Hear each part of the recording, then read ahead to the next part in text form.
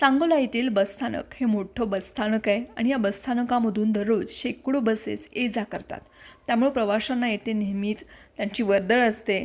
Platform असलेल्या या बसस्थानकामध्ये प्रवाशांकरता बैठक व्यवस्था उत्तम करण्यात आलेली आहे.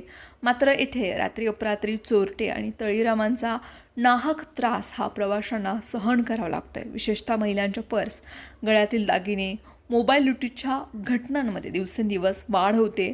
अनेक चोरींच्या घटनांचा तपास लागलेला नाही आहे, त्यामुळे प्रवाशांमधून नाराजीही व्यक्त होत आहे.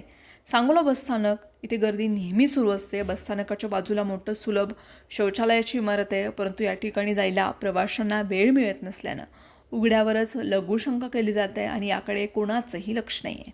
त्यामुळे लघुशंकेचा दुर्गंध दिवसभर प्रवाशांना सहन करावा लागतोय. पाण्याच्या ठिकाणी अस्वच्छता आहे. या ठिकाणी केवळ काही ठिकाणी नळ चालू असतात, तर इतर नळ बंद असलेला आहे असं प्रकरण आहे, असं प्रवाशांमधून बोललं जात आहे. तसेच प्रवासी या ठिकाणी गुटखा, तंबाखू खाऊन पिचकारे मारत असल्यानं अस्वच्छता दिसून येते. प्रवेशद्वारामध्ये कचरा आणि सांडपाणी साचत असल्यानं बसस्थानकामध्ये समस्यांच्या विळख्यामध्ये हे बसस्थानक अडकले.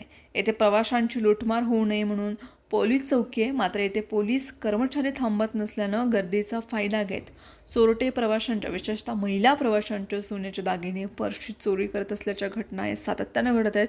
आणि येथे आलेले प्रवासी हे वाहनतळावरती वाहने न लावता बसस्थानकाच्या पाठीमागील बाजूला असलेल्या व्यापारी या गाळ्यांच्या समोर दुचाकी वाहन लावत असल्यामुळे व्यापारी आणि दुकानदारांकडून नाराजी व्यक्त केली जाते.